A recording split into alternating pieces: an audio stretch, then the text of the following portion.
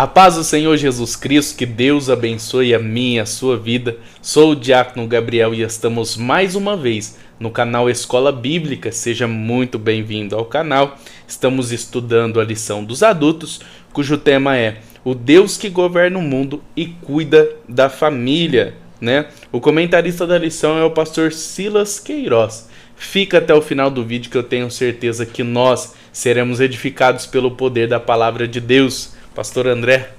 Amém, Diácono Gabriel, a paz do Senhor Jesus, amados irmãos, inscritos neste canal Escola Bíblica, juntamente comigo, Pastor André, Diácono Gabriel. Você que já é inscrito, muito obrigado pelo apoio. Você que ainda não se inscreveu, se inscreva. Assim você também nos ajuda a manter este canal ou fazê-lo crescer a cada dia mais para alcançarmos vidas e almas através da mensagem do Evangelho de Jesus. Estamos estudando o livro de Ruth e Esther e o tema da lição de hoje, lição de número 2, é o livro de Ruth. Vamos entender um pouquinho aí o contexto, né, deste livro, que é o livro de Ruth. Estamos estudando Ruth e Esther, mas hoje vamos falar especificamente sobre o livro de Ruth. O texto áureo diz: E sucedeu que, nos dias em que os juízes julgavam, houve uma fome na terra, pelo que um homem de Belém de Judá saiu a peregrinar pelos campos de Moabe, ele, sua mulher e seus 2 filhos. Ruth capítulo 1, versículo 1. A verdade prática diz: servir a Deus não nos isenta de crises. Em qualquer circunstância, o segredo é permanecer fiel a Deus, confiando na providência divina. Hoje vamos ver como este Deus maravilhoso, o Deus que nós servimos, ele é o Deus da providência, ele é o Jeová Jirê, que trabalhou sobre a vida de Ruth e Esther, as livrando daquele momento de crise que elas estavam passando e também cumprindo o seu propósito divino. Ok? A introdução diz que o livro de Ruth se destaca não apenas pela sua beleza literária, mas principalmente pela sua profunda espiritualidade na sua mensagem. O livro narra uma história de amizade, amor e redenção, uma extraordinária demonstração de como o nosso Deus, o Todo-Poderoso, trabalha em meio às crises para cumprir os seus desígnios eternos. Assim eu já passo o primeiro tópico, a organização do livro na Bíblia hebraica, ao Diácono Gabriel. Glória a Deus. O primeiro subtópico vai dizer a Bíblia hebraica, né? O primeiro subtópico ele vai abordar um propósito de entendermos a organização do livro de Ruth na Bíblia hebraica, na Bíblia dos judeus. A primeira coisa que precisamos saber é que a Bíblia hebraica ela contém somente o Antigo Testamento, tá? Uma das coisas que a gente precisa de sair desta lição entendendo é que a Bíblia hebraica ela só contém o Antigo Testamento. A organização da Bíblia hebraica é diferente da nossa, porém o conteúdo é o mesmo. Exemplo, na nossa Bíblia existe 2 divisões, Antigo Testamento e Novo Testamento. No Antigo Testamento, na nossa Bíblia, há 5 subdivisões, que são o Pentateuco, os livros históricos, os livros poéticos, os profetas maiores e os profetas menores. Já na Bíblia hebraica, existe 3 subdivisões. A primeira subdivisão é a lei, a segunda divisão é os profetas e a terceira subdivisão é os escritos, né? Os livros da lei são os escritos por Moisés, conhecido por nós como Pentateuco, que são Gênesis, Êxodo, Levítico, Números e Deuteronômio, conhecido, como já foi dito por nós, como o Pentateuco, como eu já havia dito, né? Os profetas no hebraico existe profetas no hebraico, né? Maiores e menores, né? Na nossa Bíblia existem os profetas maiores e os profetas menores. Mas já na subdivisão do livro, né, dos judeus, não existem profetas maiores e profetas menores. Existem os profetas pós-exílio babilônico e os profetas antes do exílio babilônico, ou seja, todos os homens sem exceção, que foram usados por Deus antes do exílio babilônico durante o exílio babilônico. E depois do exílio babilônico, são chamados de profetas, como por exemplo, Josué, para nós que temos a Bíblia Antigo e Novo Testamento, para nós cristãos, o profeta Josué, ou melhor, Josué, é tido como um livro histórico. Já no livro dos hebreus, né, do povo israelita, eles são chamados de profeta antes da Babilônia. Na Bíblia hebraica também tem os livros chamados de escritos, né? Os livros que são chamados de escrito, a própria lição vai dizer que são 11, 5 livros curtos chamados rolo. Esses livros eram lidos publicamente nas festas judaicas. Especificamente, o livro de Ruth é tradicionalmente lido nas festas das colheitas. Por quê? Porque ele aconteceu num contexto de uma colheita. Então essa é a subdivisão aí dos livros e a diferença da nossa Bíblia, que existe o Antigo e o Novo Testamento, né? A Bíblia hebraica, ela não tem essa subdivisão, existe somente o Antigo Testamento, enquanto a nossa Bíblia existe 5 subdivisões no Antigo Testamento. Na Bíblia hebraica existe somente 3 subdivisões, tá? Que são os livros da lei, os profetas menores, ou melhor, os profetas e os escritos, tá? Você tem que sair daqui entendendo que existe essa diferença, para que a gente não venha confundir. Os escritos são os mesmos, é o mesmo conteúdo, porém as subdivisões que mudam, não é isso, pastor André? Exatamente. Passo aqui o segundo subtópico ao pastor André, na Bíblia cristã. Na Bíblia cristã, como já foi dito pelo diácono Gabriel, esta subdivisão da Bíblia hebraica está dividida em 3: Pentateuco, profetas e escritos. Já na Bíblia cristã, nós temos também o Pentateuco, mas nós temos os poéticos, os históricos e os proféticos, 4 subdivisões. Simples assim. Nesta aula de hoje nós estamos estudando, não é isso? A espinha dorsal do livro de Ruth, não é isso? O seu conteúdo histórico, enfim. E o propósito dela também um pouquinho mais para frente aqui.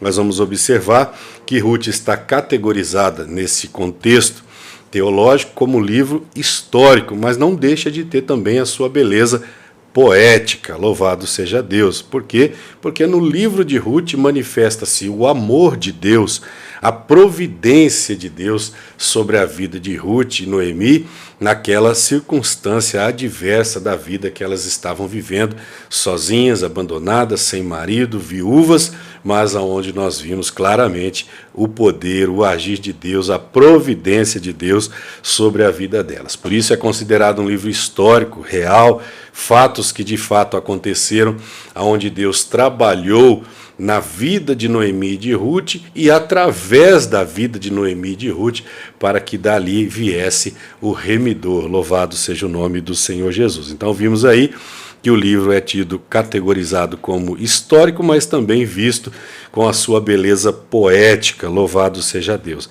A obra contém 4 capítulos, que hoje particularmente pela manhã li os 4, li também os 11, aleluia, de Esther, né? Acordei bem cedo para isso. E também temos 85 versículos, 4 capítulos no livro de Ruth. Assim eu já passo aqui o terceiro subtópico, a autoria e a data, ao diácono Gabriel. Glória a Deus. O terceiro subtópico vai abordar a data e a autoria do livro de Ruth, né? Na Bíblia Sagrada não fala quem foi que escreveu, né, especificamente o livro de Ruth. Por isso podemos encontrar documentos extras bíblicos que nos dão uma base melhor deste fato, né? Teólogos e historiadores renomados como Flávio Joséfo e o próprio Talmud confirma, né, que foi o juiz, profeta e sacerdote Samuel que escreveu este livro. Repito, a Bíblia não deixa taxativo quem foi que escreveu, mas teólogos renomados e historiadores como Flávio Joséfo e Talmud, eles dizem que foram que foi, no caso, o profeta, juiz e sacerdote Samuel. Sabemos que esse homem estudaram bastante, minuciosamente a Bíblia Sagrada.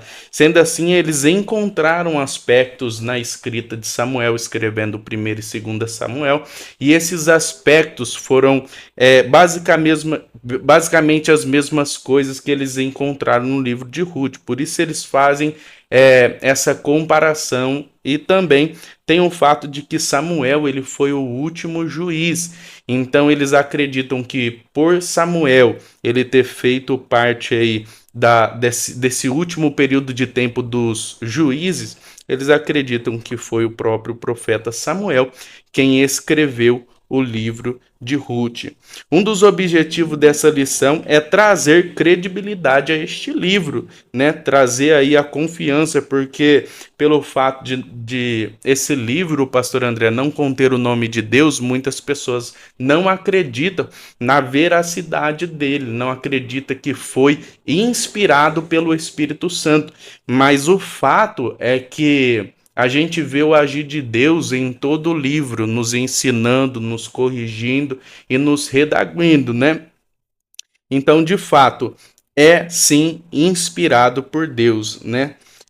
Por isso, acreditamos ser um livro inspirado por Deus, porque o próprio apóstolo Paulo, escrevendo a segunda carta de Timóteo, né? Segunda carta a Timóteo, melhor dizendo, toda a escritura é divinamente inspirada e proveitosa para ensinar, corrigir e instruir em toda justiça. E a gente vê através desse livro que Deus está nos instruindo, que Deus está nos ensinando.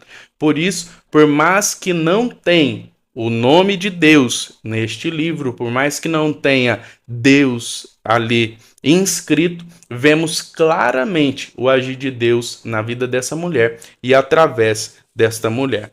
Passa aqui o segundo tópico ao pastor André, o contexto histórico. Primeiro subtópico, no tempo dos juízes. Amém, diácono Gabriel, contexto histórico no tempo dos juízes.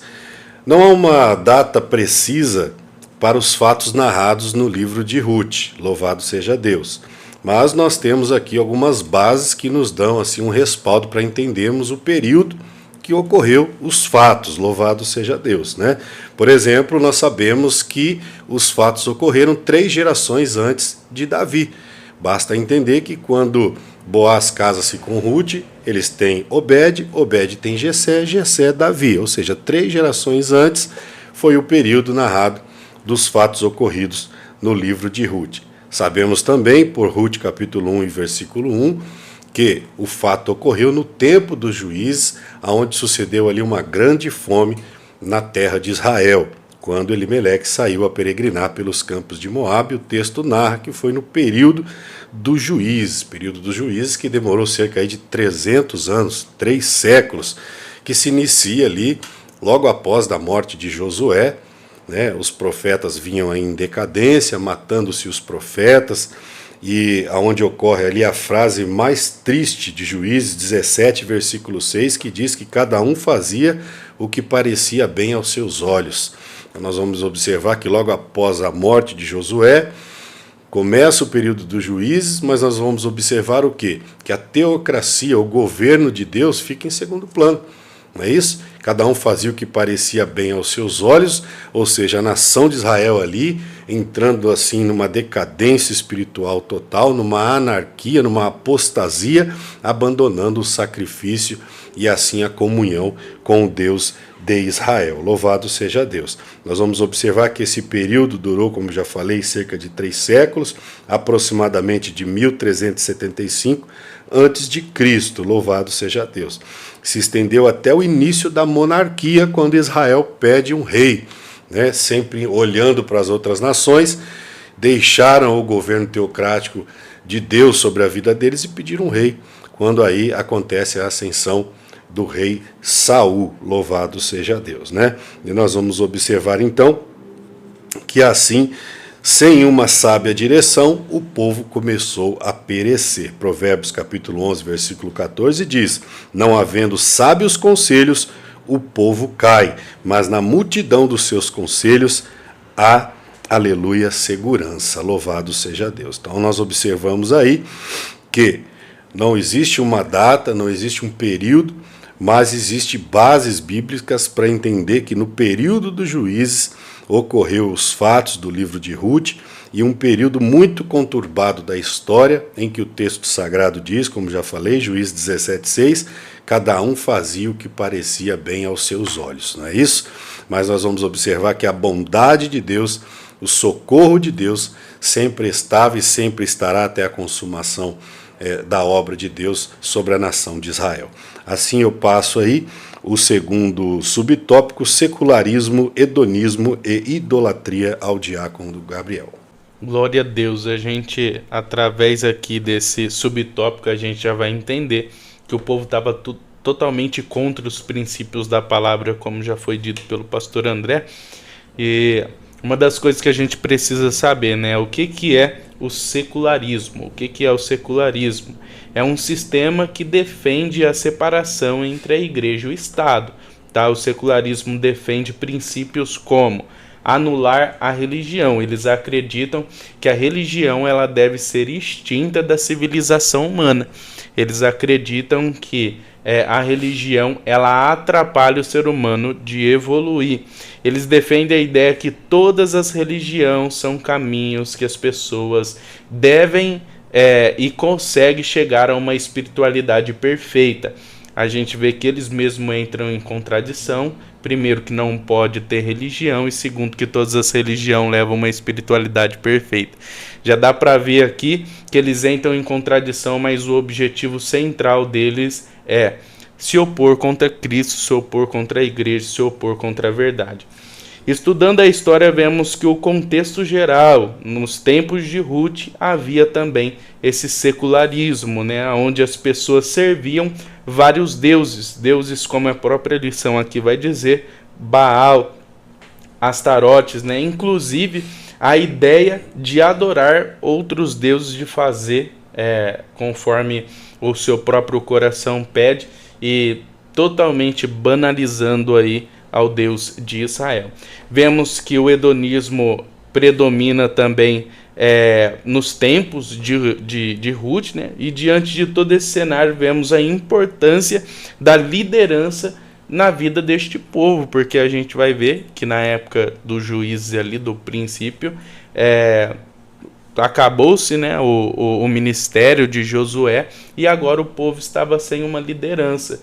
E é muito importante pessoas, autoridades acima de nós, constituídas por Deus para liderar o rebanho.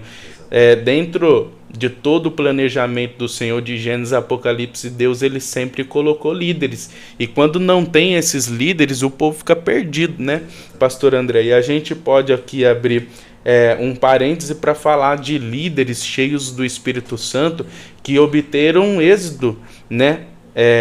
Por ser pessoas cheias de Deus, como por exemplo o próprio Davi, quando estava sendo jurado de morte, ele não pediu o seu livramento, ele pediu mais a presença do Senhor. Quando o apóstolo Paulo estava na prisão, ele pede livros, principalmente os pergaminhos. O próprio Samuel ele diz: longe de mim pecar contra Deus ao deixar de orar pela nação de Israel. Ele via como um pecado, e realmente né, pastor André? Um pecado seus líderes deixar de orar pelos seus liderados. Por isso a lição vai dizer todas essas coisas, e eu já passo aqui também o terceiro subtópico ao pastor André: opressão, clamor e livramento. Opressão, clamor e livramento, né? Dando continuidade ao tópico que eu havia dito, onde o período dos juízes dá início ali após a morte de Josué. O povo fazia cada um que parecia bem aos seus próprios olhos, ou seja, sem a liderança, sem a direção, como foi muito bem colocado pelo diácono Gabriel. E neste tópico que diz opressão, clamor e livramento, o fato é que a nação de Israel se tornou e sempre se tornava apóstata quando passava a seguir, né, os deuses das outras nações pagãs. Né? A apostasia tornou Israel uma presa fácil aos seus inimigos.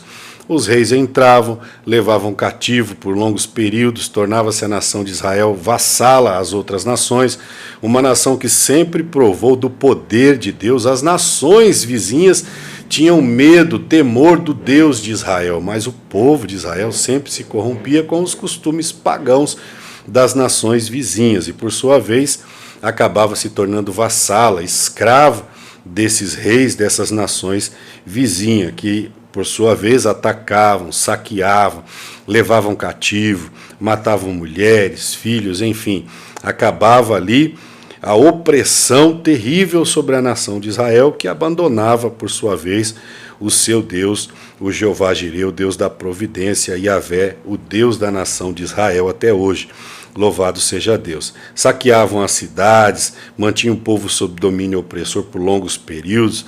Então era um período terrível quando a nação de Israel se afastava do Deus de Israel. Afligida, a nação clamava a Deus e o Senhor levantava juízes, não é?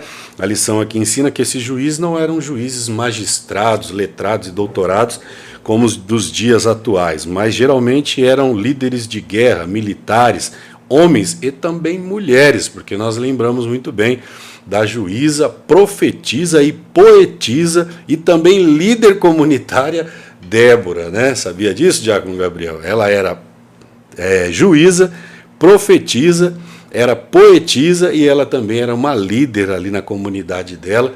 Foi uma grande mulher de Deus, uma grande juíza. Outros como Otiniel, Baraque, Gideão, homens e mulheres valorosos que Deus, neste período, periodicamente levantava para salvar, né, a nação de Israel da opressão dos seus inimigos, ok?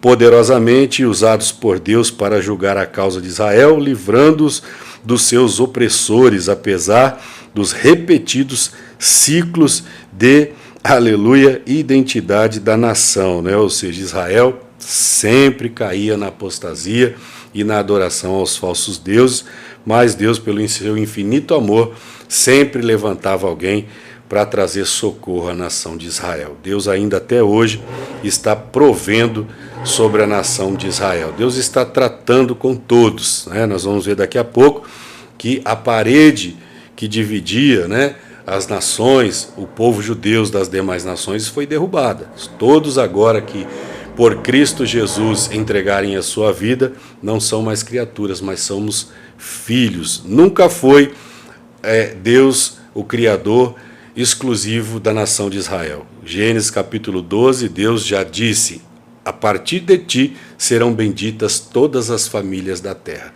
De certa forma, Israel pecou em levar as outras nações ao conhecimento do Deus de Israel. Assim eu já passo o terceiro tópico, propósito e mensagem, cujo subtópico é o cetro de Judá, ao Diácono Gabriel. Glória a Deus. O primeiro subtópico vai dizer o cetro de Judá, né? O livro de Ruth, ele tem vários propósitos para ensinamento e edificação da minha e da sua vida. Como já foi dito, tem muitas pessoas que não acreditam ser um livro inspirado, mas a gente vai ver que há vários ensinamentos, tem vários propósitos, e um deles é apresentar Davi como a descendência de Judá, e vemos esse registro em Apocalipse capítulo 5, versículo 5, Ruth capítulo 4, versículo do 18 ao 22, onde a lição aqui nos dá embasamento para isso. No livro de Ruth, a gente vê claramente a genealogia de Jesus mostrada firmemente com um dos propósitos para ensinar a mim e a sua vida, e mostrar também que essa mulher, ela foi escolhida por Deus para estar nesta genealogia, né? Uma mulher moabita, né? Moabita, que não tinha a mínima possibilidade de estar fazendo parte de um contexto santo, né? Porque quando estamos falando de Jesus, obviamente estamos falando de santidade, porque foi o homem mais santo que já pisou na face dessa terra, literalmente santo.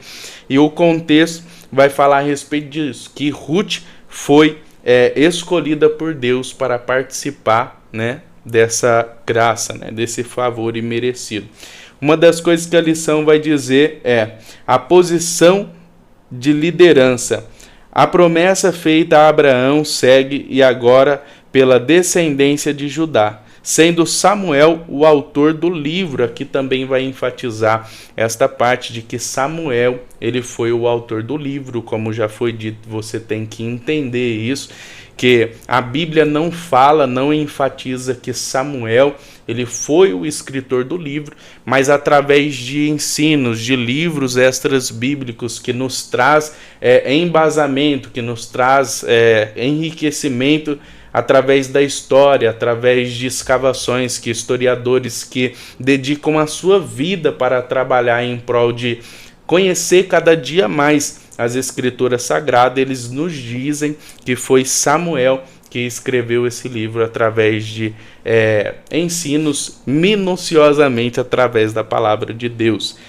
Outra coisa que vai falar também é que muitas pessoas elas deixaram de cumprir, né, os princípios da palavra de Deus e acabaram perdendo aí as promessas que já estavam na sua mão, como por exemplo, Saul, vai citar o exemplo de Saul. Então a gente tem que entender o seguinte, que a gente não pode perder a oportunidade de ser participantes dessa graça, porque Jesus, ele já nos fez participante desse privilégio através da cruz. E o que a gente deve fazer? A gente deve obedecer a palavra do Senhor, porque assim como Ruth, que teve essa oportunidade, nós também estamos tendo. Passo aqui o segundo subtópico ao pastor André, o amor e redenção. Amém, diácono Gabriel, amor e redenção. A mensagem principal do livro de Ruth, de fato, é o amor de Deus, né, sobre a vida de Ruth, de Noemi, a providência que Deus derramou sobre a vida delas, diante daquela circunstância adversa que elas estavam vivendo, viúvas, abandonadas, sem recursos financeiros, e também a redenção da humanidade, aonde Deus ali está trabalhando para cumprir os seus propósitos. É isso, onde através de Ruth, Boaz, a árvore genealógica, né, em que o nosso Salvador viria, estava sendo montada, e Deus, de certa forma, trabalhou na vida de Ruth e através da vida de Ruth, porque da linhagem dela, né, ela era bisavó ali de Davi, veio o nosso Salvador Jesus Cristo, ok? Como representante de judeus e gentios, porque Boaz era judeu, Ruth era gentia, ok? Nós vamos ver respectivamente ali sendo derrubada a parede de separação. Não é isso por quê? Porque, como já frisei, Israel foi levantado por Deus para ser a nação que levaria as outras nações ao conhecimento deste Deus maravilhoso, que é chamado Deus de Israel, mas o propósito de Deus nunca foi ser o Deus exclusivo de Israel, né? Israel seria a nação que Deus usaria para levar as outras nações ao conhecimento deste Deus maravilhoso, que hoje, por Cristo Jesus, pelo novo e vivo caminho, todos têm acesso através de Cristo, ok? Então, a parede foi derrubada, separação. Efésios capítulo 2, verso 14 diz: porque ele, Jesus, é a nossa paz, o qual de ambos os povos fez um, derrubando a parede de separação que estava no meio. Olha que coisa linda, né? Então, judeus, gregos, gentios, hoje somos todos um só em Cristo Jesus, ok? E também a redenção é vista no livro de Ruth como de forma literal e também de forma tipológica. De forma literal, por quê? Porque a lei dizia que Boaz, por ser um parente próximo de Elimeleque, ele podia redimir, ou seja, ele podia comprar. A palavra redimir significa o que salva, o que liberta, o que compra, o que paga o preço. A história de Noemi parecia estar acabada. O esposo morto, os filhos mortos, uma das noras foi embora, ficou Ruth. Era um propósito de Deus. Descobre-se então que Boaz era um parente próximo de Elimeleque. Então havia ali uma esperança que a família de Noemi ressurgisse, né, dando continuidade à linhagem do seu marido Elimeleque. Por isso, sendo Boaz o próximo, não era ele o mais próximo, mas feito um acordo, ele acabou redimindo, tomando ali, por consenso da lei, sendo ele o parente mais próximo de Elimeleque, a Ruth como a sua esposa, dando continuidade assim à linhagem de Elimeleque, e assim a família de Noemi ela ressurge através do filho que nasce, Obed. Então, literalmente, ele foi o remidor, aquele que remiu, aquele que fez ressurgir novamente a família de Noemi que havia se acabado. Tipologicamente falando, né, Boaz é uma espécie também de redentor, ou seja, de Cristo, perfeito?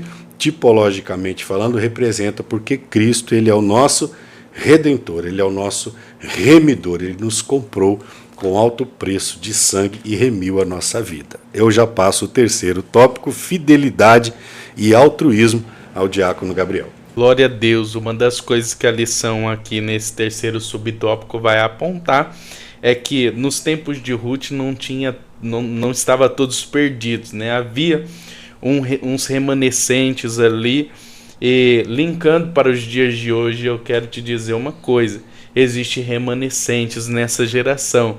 Glória a Deus, a Bíblia vai nos falar ali em 1 Pedro: mas vós sois a geração eleita, o sacerdócio real, a nação santa, o povo adquirido, para anunciar a virtude daquele que vos chamou das trevas para a maravilhosa luz. Ali, obviamente, o texto está direcionado à nação de Israel, mas também a nós. Nós fomos chamados por Deus das trevas para a maravilhosa luz, a fim de que venhamos anunciar essa luz que nos transformou. E aqui a gente vai ver isso, que a gente deve fazer a diferença, assim como Ruth fez na sua geração. E se você é o único cristão do seu trabalho, faça a diferença lá. Se você... até mesmo se você não for o único ali, mas faça a diferença na sua casa, né? Pregar a palavra não é somente com palavras, mas também com atitude. A partir do momento que você faz a vontade do Senhor, as pessoas vêem Deus na sua vida e você começa a ser instrumento de Deus, transformando vidas através do seu bom testemunho de vida. Glória a Deus, aleluia. Outra coisa que a lição vai dizer, que naquela época no mundo predominava o egoísmo, e isso, a verdade é que isso tem predominado nos nossos dias também, né, Pastor André? Até hoje sempre foi isso. O homem, ele quer saber somente do seu bem-estar, ele trabalha em favor das suas próprias necessidades, sem um pingo de compaixão, que é o amor ao próximo e se colocar no lugar do próximo. Mas em um tempo, né, de egoísmo, a gente vai ver sogra e nora não pensava em si mesmo, uma ali elogiando a outra, Noemi elogiando Ruth, dizendo que ela era uma boa nora. A gente vai ver Ruth sendo uma mulher que colocava a Deus acima de tudo e colocava o amor ao próximo, amava o próximo como a si mesmo, que a gente vai ver como a gente vem aprendendo que no contexto geral em que Noemi ela era uma pessoa que já estava avançada de idade, né, onde mulheres não tinham muita vez naquela época, Ruth ela decidiu ajudar a sua sogra. Ela diz: o meu Deus, o seu Deus é o meu Deus e o seu povo é o meu povo. Então a gente vai ver através da vida dessa mulher cheia do Espírito Santo vários ensinamentos para mim e para a sua vida, para nos edificar cada dia mais. Passo aqui a conclusão ao pastor André. Obrigado, diácono Gabriel. A conclusão diz que o livro de Ruth ensina-nos que, independente, a despeito da incredulidade do pecado do homem, Deus sempre vai trabalhar para cumprir os seus propósitos e os seus desígnios. Por quê? Que independente da incredulidade do pecado do homem, nós lemos e aprendemos nesta lição que o contexto da história estava sendo realizado no período dos juízes, um período de anarquia, um período em que cada um fazia segundo o que parecia bem aos seus olhos, ou seja, predominava ali na nação a rebeldia, o pecado, a incredulidade, e Deus vai trabalhar na vida de quem? De uma pessoa improvável, de uma moabita que decidiu obedecer. Enquanto a maioria dos israelitas desobedeciam, uma moabita, uma estrangeira, uma gentia, resolveu obedecer. E por sua vez, Deus também trabalha sobre o livre-arbítrio, decidiu abençoá-la, honrá-la, aquela que estava desamparada, viúva, desencorajada, passou a estar casada, com matrimônio, com filho, com herança, ou seja, Deus cumpriu o seu propósito na vida dela e através da vida dela ainda a usando para ser parte da árvore genealógica pela qual viria o Salvador da humanidade. Então nós vamos observar que Deus, independente de como esteja o mundo, Deus sempre vai olhar alguém, vai ver graça e vai dizer: eu vou trabalhar na vida deste, porque este está me obedecendo. Então aprendemos que, independente das circunstâncias, obedeça.